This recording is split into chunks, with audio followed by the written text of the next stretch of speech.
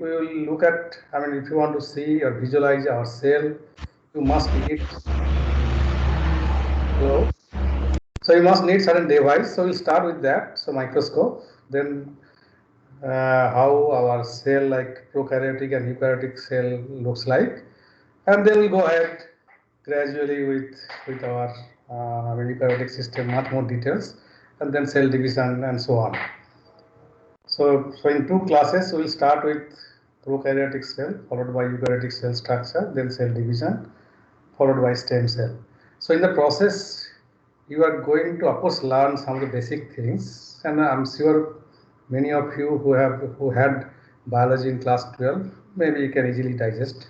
But some of you probably not had at all biology in class 12. A little bit difficult maybe, but we'll try to as simple way as to represent.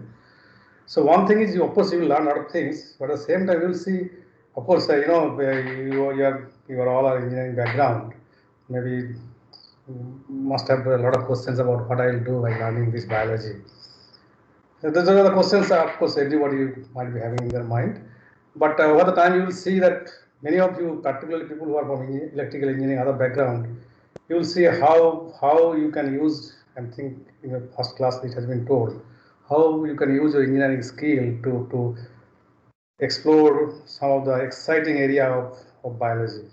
So today's biology is like in such a place where you need multidisciplinary approach to understand the complex biological processes. So this is to kind of ignite some of you who will be kind of taking some challenging task over the time. Anyway, so let's start with, I'll just open my, I think by now already, yeah, 200, around 200 joined. So we'll just start. I hope you all can see the slide, right?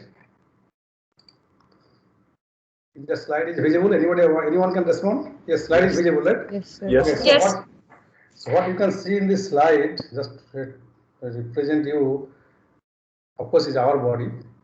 Along with that, you can see there are trillions of microorganisms that are kind of living in our body. It's kind of amazing for you guys to think, if our body's own cells might be having 10 trillions of cells, you can think there are 10 times more microorganisms that lives in our body. It's amazing. And if you look at more closely, one of the places where you can see the different kinds, wide variety of microorganisms, particularly bacteria that can live, is your large intestine, is your gut.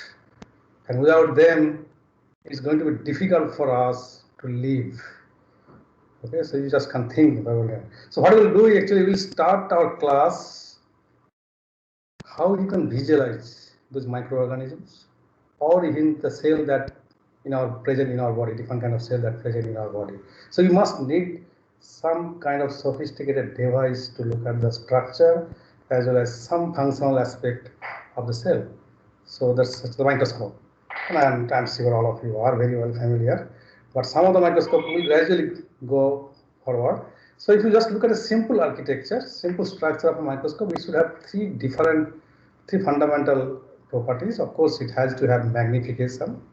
It has to magnify. And of course, another point is, very important point, is resolution. So this you can, I'm sure you must have learned in your optics. So it's simply, if you think the minimum distance that a lens can resolve, or you can simply think in our eye has a very good resolving power. So you take the example, you can think how closely two different points you can distinguish. So that's the resolving power of our eye, or resolving power in a microscope. We'll talk more details about that. And of course, another point is the contrast. So visible difference between different parts of the sample, your cell. So this is just to give you kind of resolving power line. So if you look at our own eyes, just think your naked eyes, or people who have corrected with your different kind of specs. With that, you might be able to see around, probably say 100 micrometer, may be very difficult. At least 1 millimeter you will be able to easily distinguish. And some people can distinguish even 100 micrometer. That's our own eyes. But with light microscope, today whatever advanced microscope is available, with that you might reach about 100 nanometer resolving power. And of course, by using electron microscopy, you can go much further, and you can probably resolve by about 1 angstrom. So if you have those devices, now if you see a light microscope, you will be easily distinguish, clearly see the cell in our body cell, and of course the bacteria, all those microorganisms. But certainly you will not be able to visualize virus by using light microscope. So to see the visualize or see the structure of virus, you must need electron microscope. Okay, and of course, using electron microscope, you can see macromolecular structures and also some molecular atomic level. So this is typical resolving power line by using different microscope as well as your eyes resolving power. Just to give you a brief idea about that. Now come back to the microscope. So typical ordinary light microscope is like this. So if you look at the light path, so if you see light source is somewhere in the bottom. So light will go and it will in a condenser, which will condense the light and then pass through the sample. So sample stage is somewhere here. So light will pass through the sample, and just top of the sample there is the objective lens. So there are complicated arrangement of lens, and you can see there are usually 3 different kind of lens you will be able to see in today's most advanced microscope. So one could be 4x, one could be 10x, you might have 20x, but the maximum power you might 40x microscope, 40x objective microscope you can see here. And then light will go through these objectives. So its path is showing here. Then it will, when you see in this eyepiece that also have 10x magnification, then ultimately it will go to your eye. So if you think the kind of magnification you can achieve here, so if you use a 4x objectives, okay, to see an object, so and you have a 10x eyepiece, so 10 into 4, so about 40 times magnified object you can see. So in this microscope, you can think if you use a 40x objectives and along with your 10x eyepiece, so you will be able to magnify 400x, 400 times of object. So by that you can clearly see our body cell or any microorganisms. Okay, so this is typical light path. I think very simple. So now, so that's the typical magnification, you can think about it. But if you think about the resolving power, that's a little bit more complex. So in the microscope, I'm sure you all have very clearly, I think your class 12, you must have read very good optics and all those things. So you must have very good understanding about that. But if you think about the resolving power of a microscope, particularly these objectives, so that can be defined. So here is mentioned here. So resolving power will depend, this is the equation, on the wavelength of the light, lambda. And the other things called n sine theta, that's actually called numerical aperture of these objectives. Okay. So numerical aperture is defined as n sine theta. N is the refractive index of the transmitting light, and sine theta, you can understand this theta is the half angular distance of the objectives here. If thing is the objectives. Okay, so you can easily understand the resolving power is of course depends on the wavelength. So the shorter the wavelength, you will get the higher the resolving power, higher the resolution. And if you think about the refractive index, so in normal cases here it is a 1, but sometimes people use oil or different other kind of solution, so that usually increases the refractive index. So if you think of the oil, about 1.5, so that can definitely increase the resolving power when you see in a microscope. Okay, so other than that, you think about this theta angle. So if you like, maximum can be theta angle, maximum can be 90 degree, right? So you can think then the maximum numerical aperture how much could be. Okay, so this is how you can determine the resolving power of an objective in a microscope. Okay, so I'm not going more details, but you have to remember that the wavelength and the refractive index is playing a very important role in resolving the power. And then you come back to the contrast. So I'm just a little bit talking a little more details about magnification, resolving power, and the contrast. These are 3 important features of a light microscope. And now if you think about the contrast of your microscope, light microscope. This is the typical picture, typical cell in our body cell actually. If you see under light microscope, it looks like this. So, but you can enhance the contrast by using different ways. So some of the main contrasting ways how to increase the contrast of your microscope. There are many ways you can mention here. The differential interference contrast, phase contrast. These are two ways you can actually improve the contrast.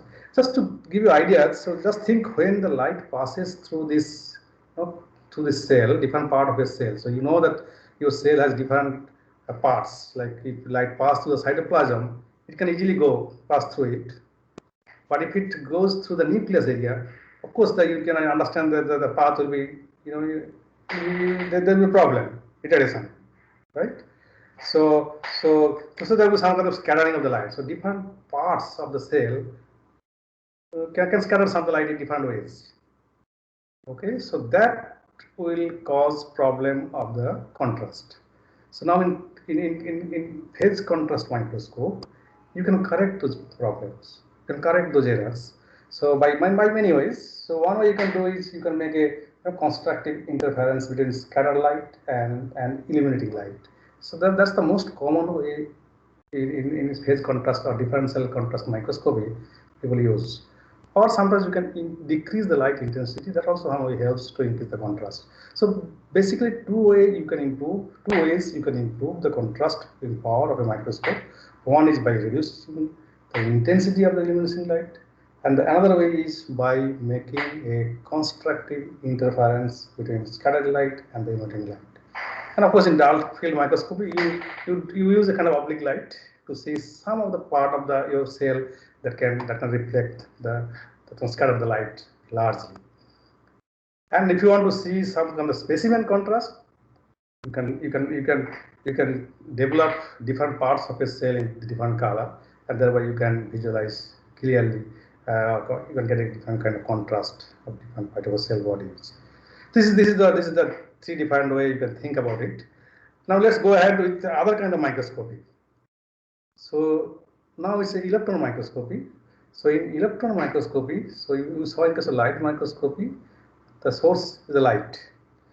Okay, but in case of electron microscopy, your source of is the electron. And now you can easily understand if the resolving power is dependent on your wavelength. The shorter the wavelength, you have the higher the resolution. So by thinking that principle, you can easily understand in electron microscopy, you can increase the resolving power of the microscope several fold, because you know that the wavelength of electron. Okay, so there are two kinds of electron microscopy. So far you can see one is called scanning electron microscopy, and by using this technique, you can understand, you can clearly see the surface structure of a cell or any object, surface structure. If you think about cell, you can think about the surface structure of a cell. But using the transmission electron microscopy, you can clearly see or visualize the internal structure of a cell. I'll show the pictures how it looks like. So this is how two different kind of electron microscopy works. And this is the light path. If you just think about the transmission electron microscopy, so it is typically same like your light microscopic light path. So if you see here, instead of light, you have electron beam. So there is a source of electron, and that will pass through a condenser lens. The condenser means here to be the magnet. So that will condense the electron beam, and then they will hit in a sample that will be usually in metal grid, very thin. The sample has to be very thin, and then light passing through it. Sorry, not light, electron beam passing through it. Usually go under the projected lens, and then you will see the object. So in this case, transmission electron microscopy. But if you think about a scanning electron microscopy, the architecture is little different. Of course, the source of electron is the same condenser. Then there is a beam deflector which will reduce the speed of the electron, and then of course it will come and hit object, and whatever the reflected electrons that is coming, so that will be captured by your objectives, and you will be able to see the structure. So you will be able to see the surface structure of an object. So that's the basic principle difference of two different electron microscopies: scanning electron microscopy and transmission electron microscopy. And if you look at the picture, so if you see the transmission electron microscopy, this is a typical cell. You can see the internal structure. This is the cell membrane. So you can see, if you are very, I am sure all of you are familiar about the structure of the cell, and you can see inside the nucleus. You can even see the mitochondria. Okay. But if you look at the scanning electron microscope, just think about this. If you look at the bead, this is actually typically looking at normal light microscope. How it's, you see that it's not clearly distinguishable. But if you use phase contrast, you can see the difference, contrast. But if you use the electron microscopy, the same thing, you can see how much you can magnify and see the resolving power. So clearly visible. Whatever you are seeing, actually, this is actually, you know, the hair follicle. This is a cell that's present in your inner ear, and these are the cells, see the cilia. So when the wave, when the sound wave goes inside your ear, it actually activates some of your cell in your brain. That's called hair cell, hair follicle. So this is actually cilia, the top of the surface or surface of your hair cell. So this hair cell will vibrate, and that will ultimately activate those cells to fire the, you know, to fire it, to simplify it much more. But you can see here the power, resolving power of an electron microscope, how you can clearly see that picture. Okay, so that's it. So this is about electron microscopy. We have some more. We're gradually going ahead. So this is another kind of microscopy, and it's called fluorescence microscopy. So people who does work on cell biology, this is kind of their bread and butter. So every day, like almost every day, at least in our laboratory, we use every day this kind of microscopy, and this is very important, essential. Without this, we can't really survive. I mean, we can't survive, or we can run our lab. So look at the basic principle. So here again, so you need to think some of the fluorophore.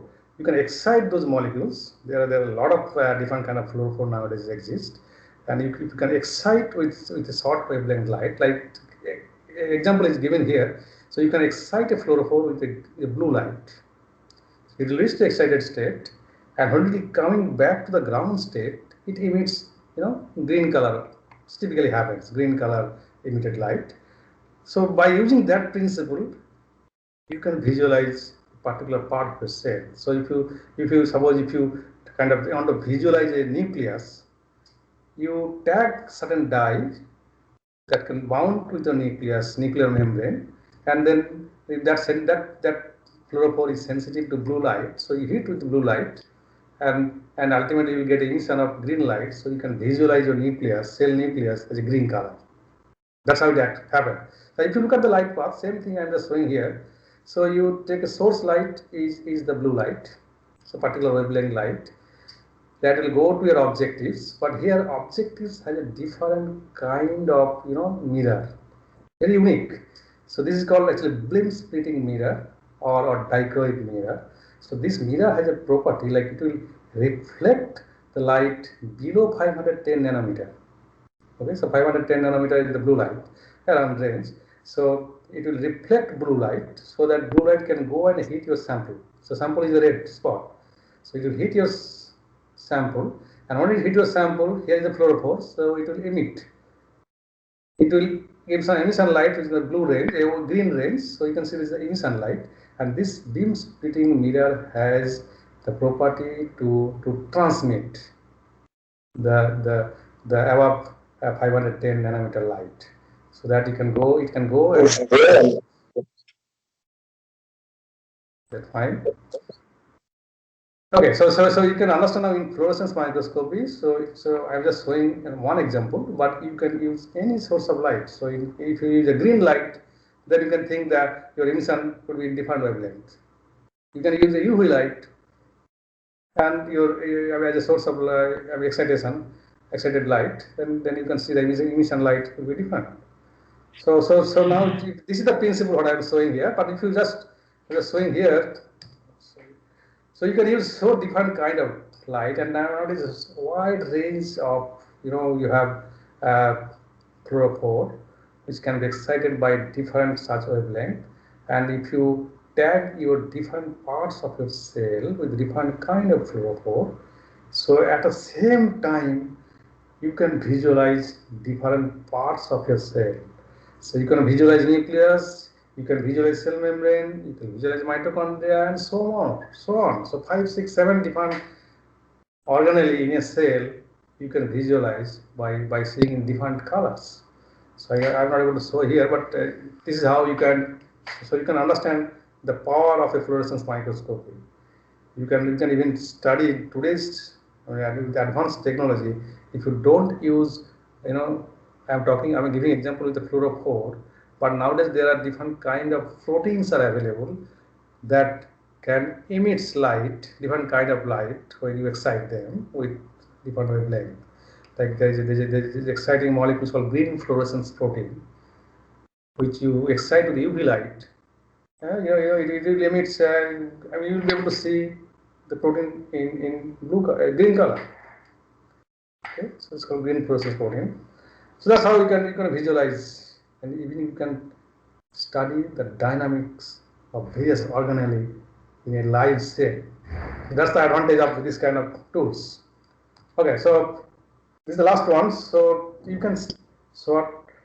We are talking about the fluorescence microscopy, and of course, fluorescence microscopy, like what I told in normal light microscope, you have a magnification, you have resolution, you have also contrast. So all three features can be seen in fluorescence microscopy.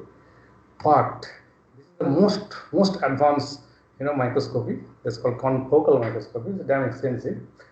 At least you need maybe more than 1.5 crore to have a confocal microscope. So what's the advantage of this? You can achieve much better resolution than the light microscope, or here mostly the fluorescence molecule are used, so you can think than the fluorescence microscope. The principle here is this microscope uses to different pinhole. So first pinhole, if you think about here, the first pinhole allow the illuminating light just put on a sample a specific kind of point, a very focused point. So that's the purpose of a pinhole. So in normal fluorescence microscopy, light can come in a wider area. Light will fall on the sample a wider area. If you see the red area, it's the wider area. But if you use a specific pinhole, by using that, you can put a light very focused point. That's the purpose. So that's first pinhole's goal. And the second, there is second pinhole, which will collect this information, this light, whatever in the point. The pointed light it will collect, that's what is mentioned here. Another pinhole collect the emitted light and take you to the objectives. I mean, your eyes, detector. So in a way, what you can think, what you can see is very dot-like structure you can visualize. A point in a sample. So in a sample, you can just resolve a very specific point.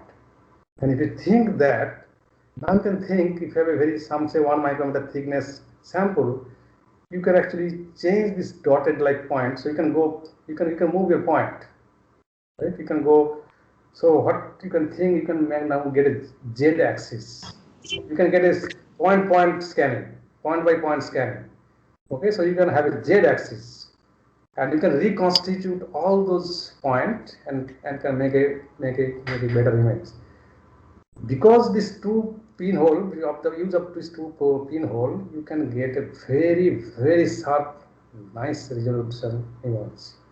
Okay, and but the problem is, you can think here you can think the light is passing through a very pointed dot, right? Very small amount of light is required.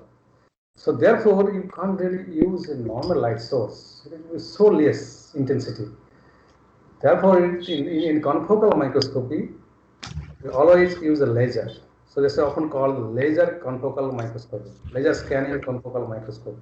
So this is one of the most advanced fluorescence microscope you can think.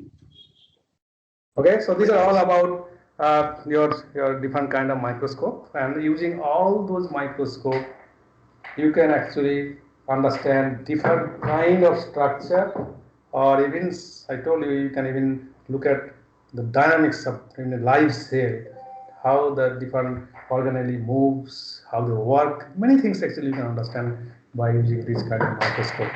Okay, so with this background of microscopy, we can now move towards towards understanding the cell. So the first question is a very simple question. You can find out any textbook probably. The first question is, why cell has to be small, right? Why can't it be big? Why is cell be so small? Just think, you can have simple answer. By looking at the picture, you can get the answer definitely. But you can have a lot of other answers. Like if you think that, one of the example, you can simply think that if your whole body is constituted one cell, if one cell die, you die, right? So that cannot be the evolutionary way to think. But if you think this way, this is a typical way you can think, and that actually happens. See that how if your cell has to be small, then you can think how the surface area can enormously increase. And now you can think some part of your body is cell. Just think some of the cells that are present in your lung. They're so small. Compared to other part of your body cell, those cells are very, very small. And now you can think, because of the small and number is so high and the surface area is so high, they can absorb, or they can quickly pick up the oxygen from when you breathe. That's required. As much as oxygen they can catch, and they can take it from there. Same thing you can think in your intestine, where some of the cells surface area is very high, some of each invaginated wall. And the reason is they have to absorb a lot of your nutrient after food digested. They have to absorb. Those cells have to absorb all those nutrients, goes to the circulation. So if the greater the surface area, they can quickly absorb those foods. So, and you think your kidney nephrons, kidney is the cell that present in your kidney. So they have to reabsorb water. Therefore, they need wider surface area. So depending, so in our body, there are different kind of cell has a different surface area, but on an average, they are small. Okay? And then the regions you can think, because of the wider surface area, they can do a lot of job easily. But if you think in a simple microorganism, we'll start with that. Think a simple single cellular organism like bacteria. What could be the advantage? Okay. So because they have to take the food, their source is outside. They are single unicellular organisms, and they are floating in somewhere. If you think they are floating in a water, so they have to collect the nutrition from the water, whatever the nutrition they can get. So therefore, the greater the surface area, they can quickly get the food. But that's one of the simple explanation. But there could be a lot of other complications when you think in case of bacteria will be coming there. But these are some of the simple cell you can think about with the bacteria, our cell, eukaryotic cell, prokaryotic cell, and of course the eukaryotic another cell, plant cell. We will not really talk about that, but they also have a cell wall. So if you think the difference between a prokaryotic cell versus a eukaryotic cell, there could be a lot of difference. And that's the first thing probably we will talk about it. Of course, the first, these are all we have learned, so we'll quickly go through it. So your prokaryotic cell, like cell of a bacteria, will not have a good, nucleus. So in our case, in eukaryotic cell, you have a nucleus where all your genetic materials are preserved, stored, while in bacteria there is no such nucleus or nuclear membrane. And if you think in prokaryotic cell like bacteria, even there is no distinct microorganisms like mitochondria, vacuoles, and so on. In case of plant cell, plastids, so many things, those are not there. So well defined complex membrane bound different internal organisms is not there in bacteria, but those are there in our cell. Okay. But another things, these all difference are mentioned here. But there is another example where bacteria, some of the things that bacteria have, or a prokaryotic cell have, but we don't have. Like if you look at bacterial cell wall, we'll talk about much more details, called peptidoglycan.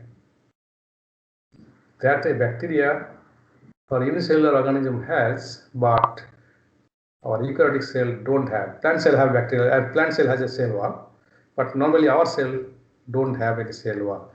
Now think about why a bacteria has a rigid cell wall. You can easily think, if a bacteria has to float in a water or some liquid media, or even sometimes a solid media, just think bacteria has to be liquid media. Then हमें तो वो सभी की जो senior से बोल रहे थे, अब क्या प्रॉब्लम है? इवेंट डे 2 में हम लोग इतना भी करते रहते हैं. हेलो गाइस, क्या हुआ? Is anybody talking with some? Okay, please. When you talk with somebody, silence your, mute your microphone. Concentrate at least. We are not talking about a difficult thing. It's just two simple things we are talking about. So we are talking about why bacteria will have a cell wall. What's the advantage of cell wall? So I'm just giving an example. Bacteria has to float in water, and if there is just a cell membrane like our cell, then you can think water can, because inside the cell there could be concentrated media, like cytoplasm is much more concentrated than the water. So there will be a lot of osmosis, and because of that, the cell will can blast. So to prevent that, you must need some kind of rigid kind of wall. So that's the advantage of having cell wall in case of bacteria. Okay, so that's already mentioned here.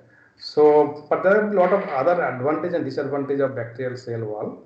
But one of the major advantage of bacterial cell wall, of course, it's prevent your lysis. So if it's in isotonic or hypotonic solution, things can be different, but the wall can protect those scenario.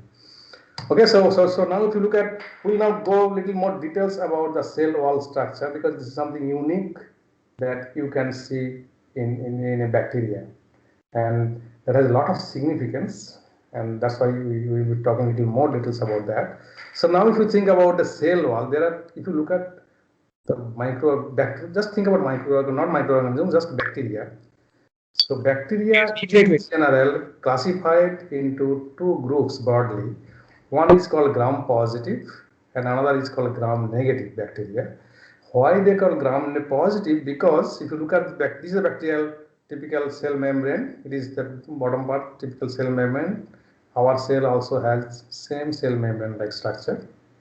But in addition to that, a bacteria will have a cell wall that I am talking about. That's called peptidoglycan.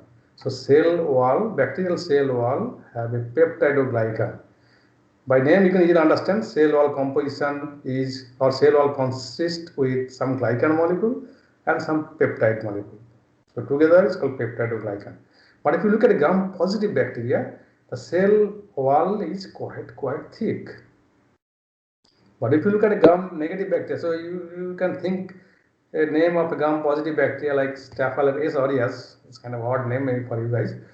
The Staphylococcus aureus, and in your skin, you can think there could be tons of such cells are just living in your skin.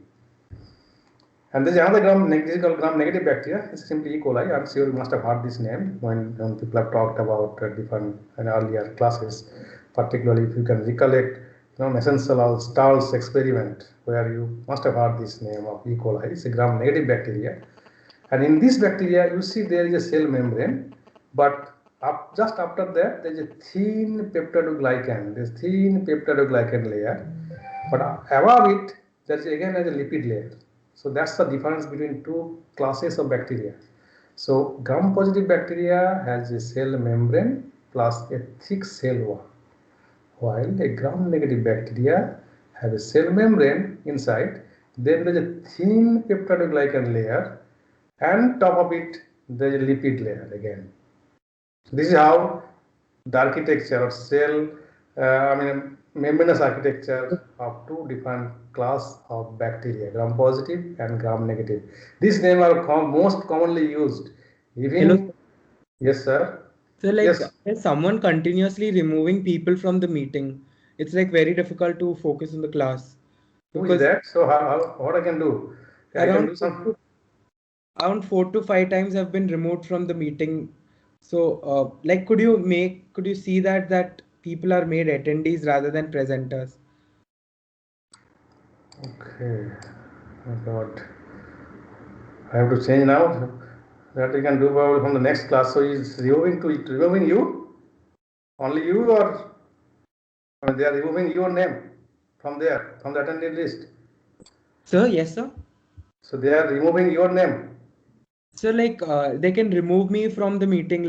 Since everyone is a presenter, they can remove. Oh, I see. So still is happening, or initially it happened, now it's become stable now, or it's still happening? Now no one is removing, but till now people. Yes, so I'll do that from the next class, because someone actually did this. So maybe I can do it probably, but again it will take some time. Yes, sir. Yes. I will. So- Let's say I'll do from the next class. Okay, sir. But I hope that guy might be listening. So please don't do it. If you are not want to listen, just mute yourself, but don't disturb others. That's what I will probably tell all others. Please don't do it. I can understand this is science of living system class, and this is probably not important for many of you guys, as I mentioned earlier. But still, if you listen the class, forget about the passing the exam. If you just probably listen the class, I'm sure you will be hearing a lot of interesting fact, and that might be useful for you in day-to-day life. A lot of things I will talk. Even just now, actually, I will started talking about some of the antibiotic, how they can target. So a lot of things actually will be heavily useful for your day-to-day life. So I will request all of you, even forget about the passing. If you want to get good score, that's a different thing. But even forget about the passing. Just listen and see. It will help you in many ways. Okay, so let's continue. So I'm just trying to distinguish between two classes of bacteria. One is called gram-positive bacteria, another is called gram-negative bacteria.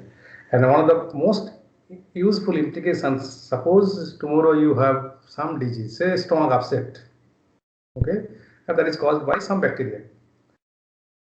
And doctor will definitely prescribe some antibiotic, and I'm sure most of you have infected some point of your life and you got the antibiotic, and then you cured. Then you need to know what antibiotic. I'm sure you have probably not read even sometimes. So just doctor prescribes, so you take it. So now you can think second time before taking antibiotic.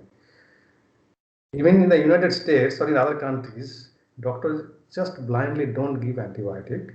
Doctor will first test. You are infected with your stomach. Then doctor will take some kind of stool.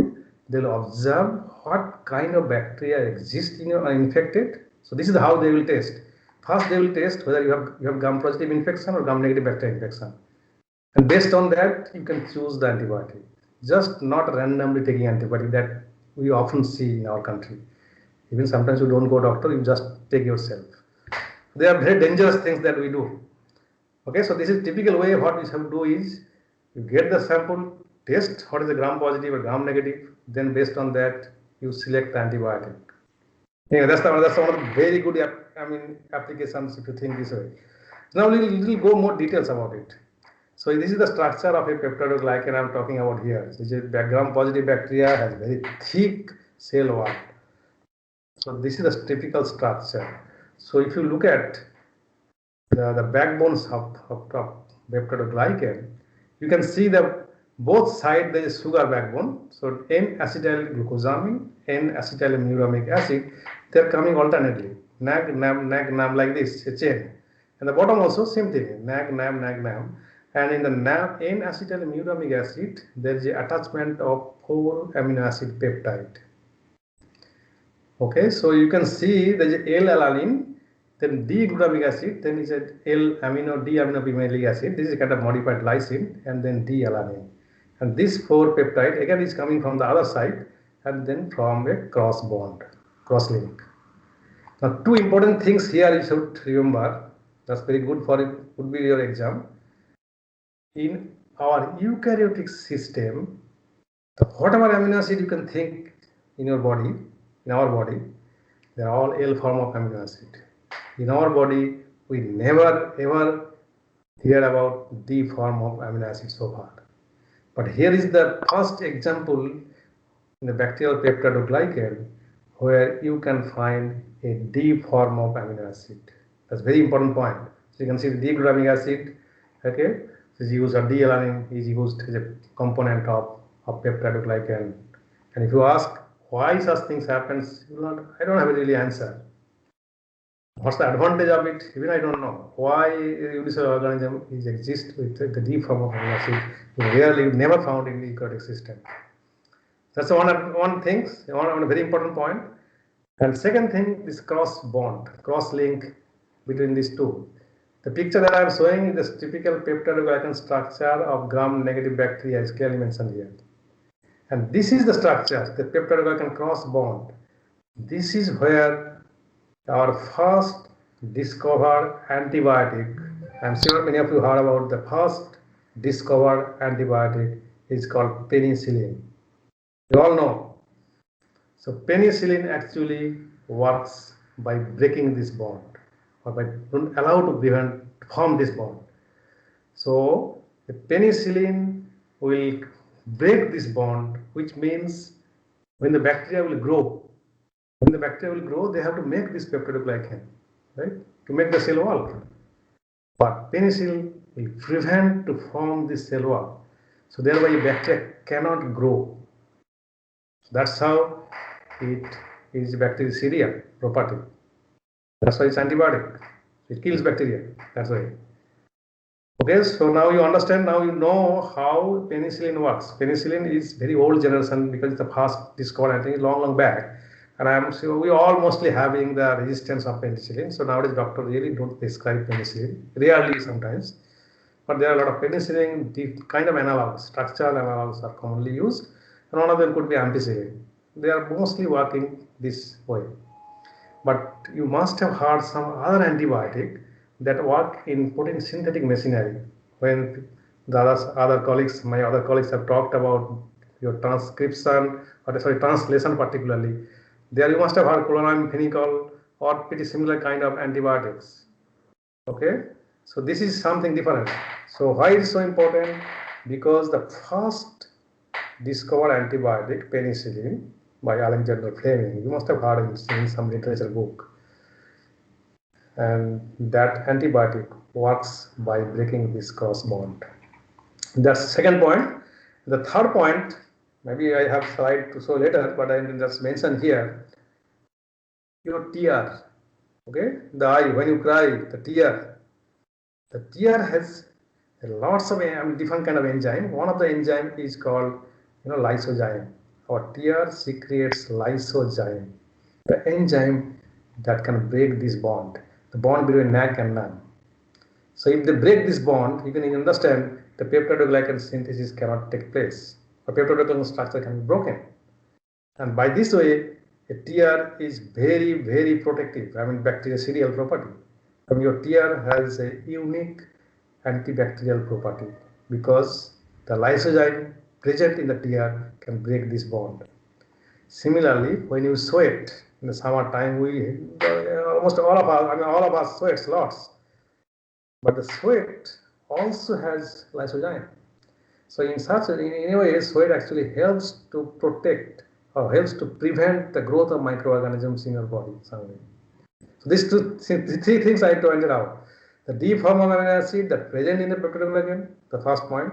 Second point is the first discovered penicillin that actually breaks this your peptidoglycan structure.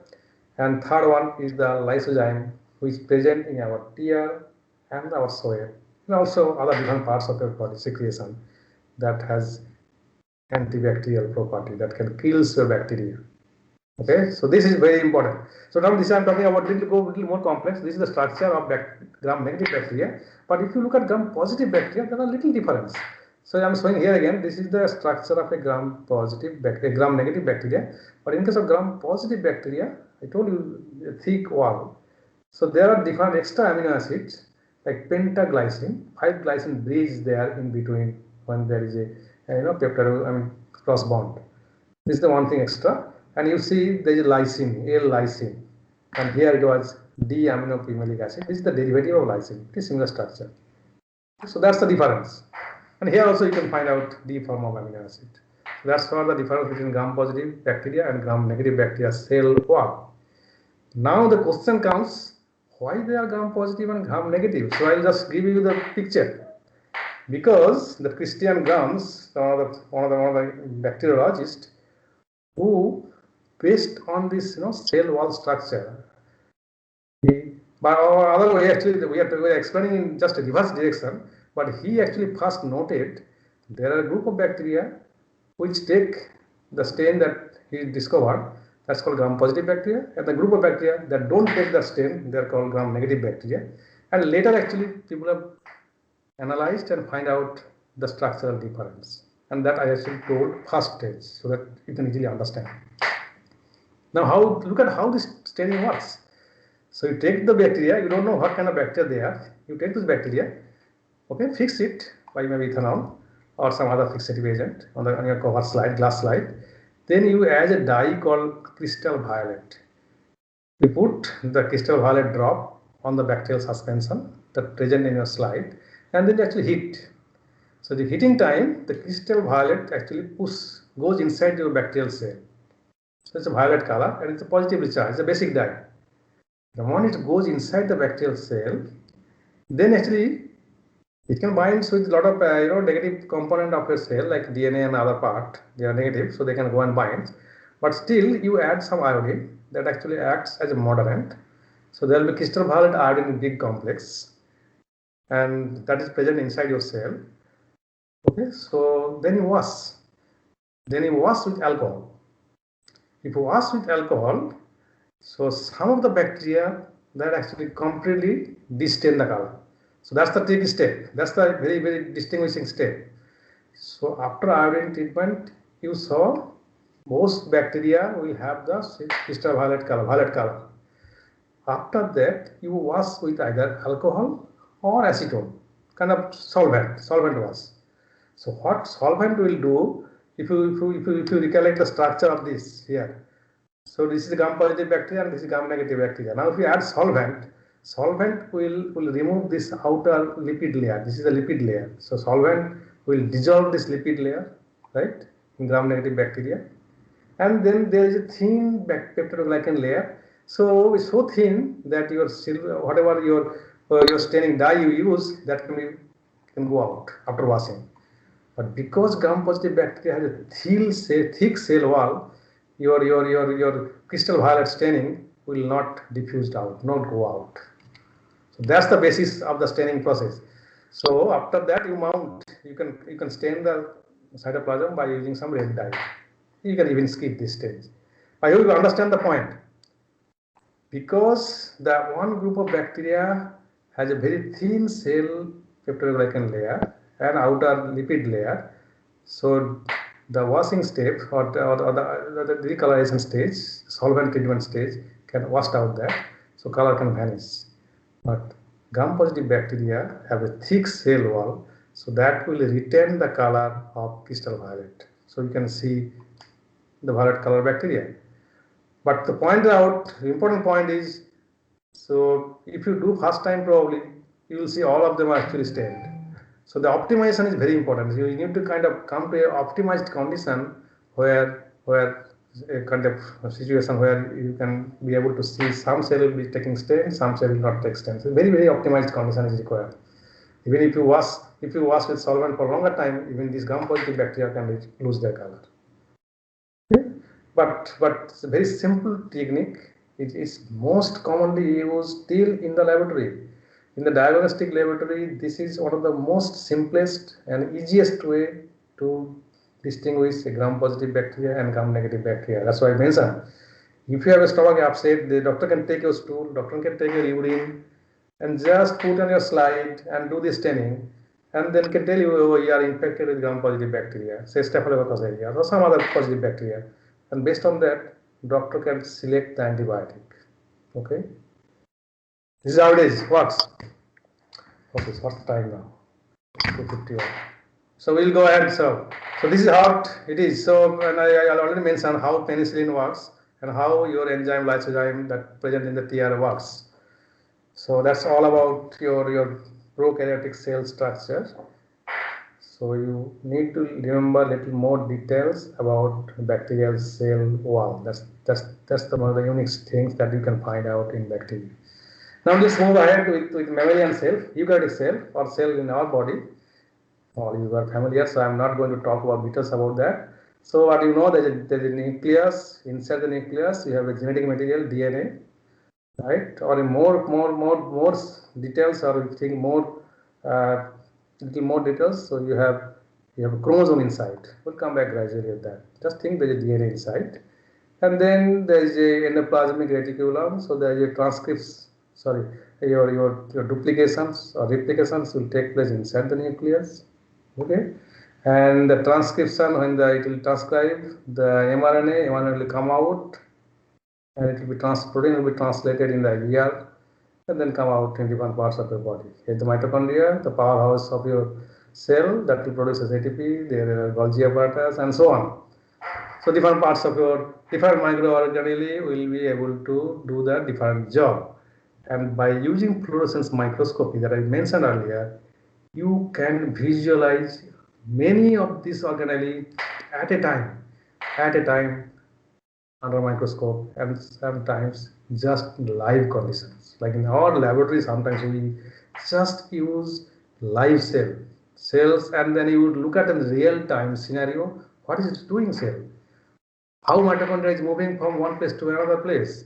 Or simply you can think, how many mitochondria are there in a cell? Can you guess? So you can just see under microscope in the live.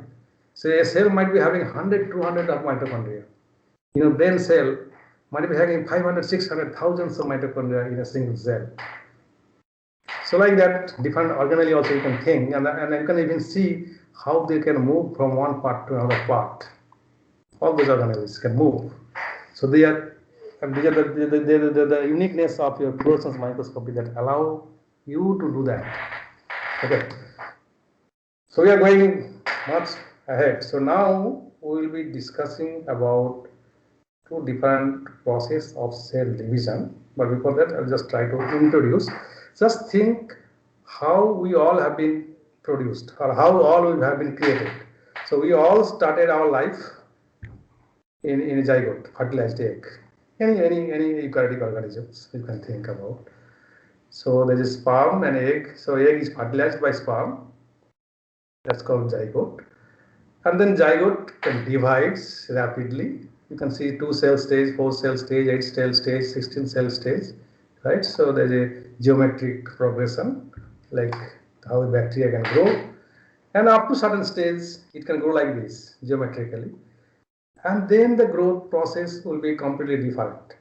And over the time, different parts is showing here, different parts of your body will be produced. Okay, so there are different events will take place. And ultimately, will be born. So just look at the first stage then. How a fertilized egg or zygote is producing multiple cells in the first stage. So the process you all know is called mitosis. The cell division is called mitosis. The cell division process where your one cell is divided into 2 cells, and the genetic material that present in the parent cell can be equally distributed to the daughter cell. So that's how it happens in these cells up to certain stage. Okay, and then these cells different cell will get different kind of character. Some of the cell from this blastocyst will form your hand. Some of the cell will form leg. Some of the cell will form your lung, liver, kidney, and so on. So that is a different process. Of course, the mitosis, they are all actually mitosis. Whatever the cell division happens in your somatic cell, they are all actually mitosis. The meiosis, that's another process of cell division that will happen in gamete. We'll all talk about it. So first we'll start with cell division process called mitosis. And by this way, all different parts of your body is produced. But how different parts of your body is produced, that's a different mechanism. We'll see over the time. But typical is mitosis. So let's start how things happen. So this is the cycle of your life, our life, or any eukaryotic organism's life. So sperm, your egg is fertilized by the sperm, the zygote is produced, just now I told you, then it will form multiple cells, okay, by the process of mitosis. And then the mitosis will undergo 2 different process called mitosis along with differentiation, mitosis along with morphogenesis. That's we produces different parts of your body. So that's how we will be produced. And then we will produce as gamete, sperm or ovum. That's the process called meiosis. And then same cycle will go on. So what we'll be trying to talk first stage is the mitosis. And the second stage we'll talk about meiosis, how it happens. And then we'll talk about how different organs produces organogenesis. Okay, that's how we'll go on. And then next class probably we'll talk about how this process can be controlled. It's a very tightly controlled process. How this process can be controlled, and not the system always don't work perfectly. If there is a problem of the control system, what kind of disease we might encounter, we might see. This is how we'll talk about, go forward. So first look at the mitosis. Okay, I'll give a gap maybe 5 minutes after some times. Okay, maybe by sitting in front of the computer sometimes you can understand the situation kya hota hai. So we'll give a break for 5 minutes after some times. So let's see about mitotic cell division. I'm sure then many of you probably are very familiar with it. Just briefly talk about. So this is a process where a single cell is divided into two cells. The most important thing is the genetic material that present inside the nucleus that will be equally divided into two daughter cells. This is a parent cell, this is a daughter cell. Okay, that's how the process of mitosis. So if the chromosome number in our we are all diploid, eukaryotic organisms are diploid. If the chromosome, or you can think the genetic material is 2n, so in the daughter cell it will be always maintaining in the 2n. But in between the like interphase states, first there will be replication. You know the process. So there will be 4n from the 2n. Then again this 4n will be distributed to daughter cell equally. That's mentioned here. But now look at the detailed process. So the interphase state, this is the actually just before cell division, mitosis. Cell. So there are a lot of regulatory process that we will be talking tomorrow, the next class. Forget about that. So cell has to first duplicate its DNA before the cell division can take place. So replication will take place the interphase state. So your DNA contents will be just double. The 2n, so it will be 4n. And another important thing you have to remember, we are simply talking about DNA, because that's what you are familiar with now. But in case of our cell, the DNA are tightly packed inside a typical name is called chromosome. So double-stranded DNA are tightly packed along with the binding condition of the binding protein called histone. So histone and DNA is acidic. So DNA is acidic. So the histones will be basic in nature. So histone and DNA will be tightly packed and very much tightly packed and dense and put inside a chromosome. So now that chromosome will be kind of duplicated, or the DNA will be duplicated at this stage first. Once that is done, cell will undergo mitosis stage. The first stage of mitosis is prophase. So in this time, so just before this time, you can see the two star-like things, the centrosome. So centrosome will duplicate and go to the pole, to different pole. Okay, centrosomes are nothing but it's a polymer it's a kind of tubulin.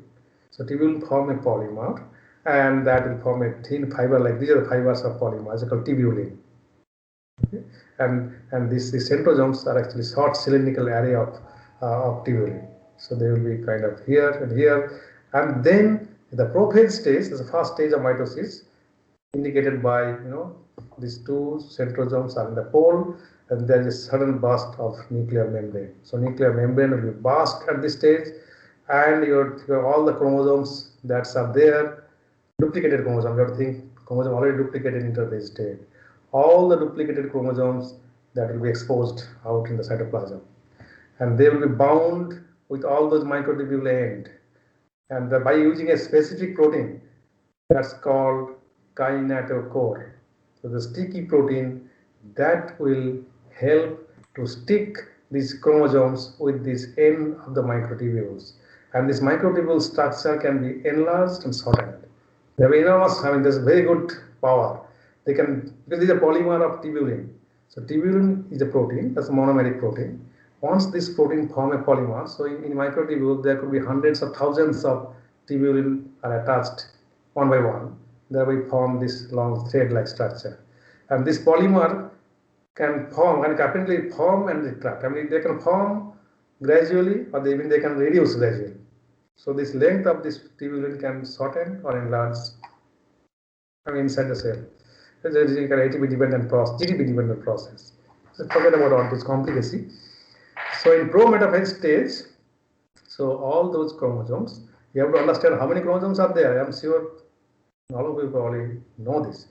We have 23 pairs of chromosomes. Okay, 22 pairs of 44 chromosomes are the autosomes, and 1 pair is the 6th chromosome. We'll see over the time. So we have total 23 pairs of chromosomes. This is 46, so 46 chromosome, right, number. So all those 46 chromosomes will be exposed out because of the breakage of the nuclear membrane, and they are now in the cytoplasm. And all those 46 chromosomes, they are all duplicated, will be bound with this microtubule end by using a specific protein complex called kinetochore. Okay, so now the next stage, that's called metaphase, that's the most important phase. And at this stage, you can see your two centrosomes are at the pole, right? And all those chromosomes, this is very important. Here just showing, picture is showing only two duplicated chromosomes, but all those 46 chromosomes will be piled up, lined up in the equator. If you think this is the equator, all those 46 chromosomes inside the cell will be just lined up.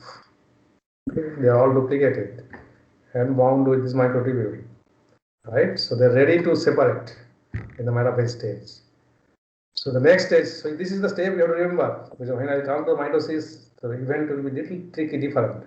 So in metaphase stage of mitosis, all 46 chromosomes are lined up together. They are duplicated chromosomes, okay, right? And then the next phase, they will be pulled out. Because they are duplicated. You can see that this is just representation of duplication. So they will be pulled out by this microtubule. So microtubule thread will be gradually shortened. So they will pull towards this pole. And in the telophase state, they will be almost reached, and the nuclear membrane will be ready to make. So you can see there are two nucleus formed, and inside that DNA content, DNA will be the chromosomes will be there. And the last stage is the cytokinesis. So cytoplasm will be making difference. So there will be pinching of your cell membrane, okay, and that will make two different cells. This is the most shortest way we can talk about mitosis. So there are texts, many slides. There are texts written in the bottom, so you can see that. So it's a lot of things are there written. So if you read those, you really don't have to go for a book. The slides are made, and in the earlier slide, if whenever you have taken the earlier classes, they have been made in such a way that you can have minimum, help to the book. So you can just read those slides. That would be enough for you to understand. So I think with this, probably I'll give a break. This is 1 hour. So I'll just give you a break. So today, now actually 3:05. So I'll start at 3:10. Is that okay? So what I'll suggest you go, just maybe close your eyes sometimes, because it is very stressful. Or sometimes wash your eyes. Have some drink, have water. At least wash your eyes with water. That will help maybe some way to recover the stress. So we'll come back at 3:10. Okay?